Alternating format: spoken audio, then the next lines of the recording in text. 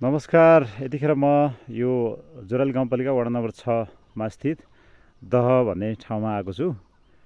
यो वास्तवमा यतिखेर यहाँनिर आउँदै गर्दा घरभन्दा मास्तिर बिहानै अलिकता मोर्निङ वाकमा हामी हिँड्यौँ। यहाँको यो लाली गुराँस यतिखेरको यो जुन प्राकृतिक चाहिँ यहाँको जुन एउटा माहौल छ पहाडको अत्यन्तै मनोरम छ, एकदमै राम्रो छ। हामी यहाँ मोर्निङ वाकमा आउँदाखेरि चाहिँ यहाँ लाली गुराँस ढकमक्क फुलेको, यो लाली गुराँस फुलेको देख्दाखेरि चाहिँ नारायण गोपालको गीत मलाई याद आयो।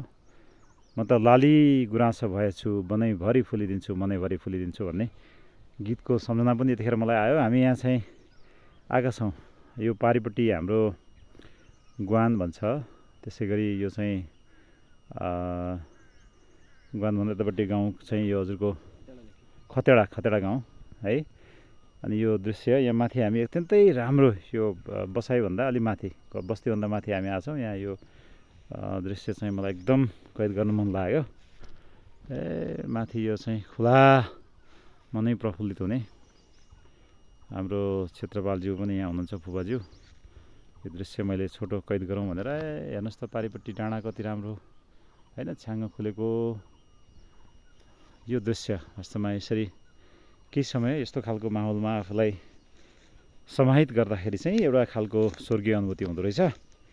त्यही अनुभूति मैले सँगालेँ एउटा सानो यो पहाडको बेला, के अरे पहाडमा आएको बेलामा। त्यो पारिपट्टि ग्वान गाउँ भन्छ, मुसेबाट।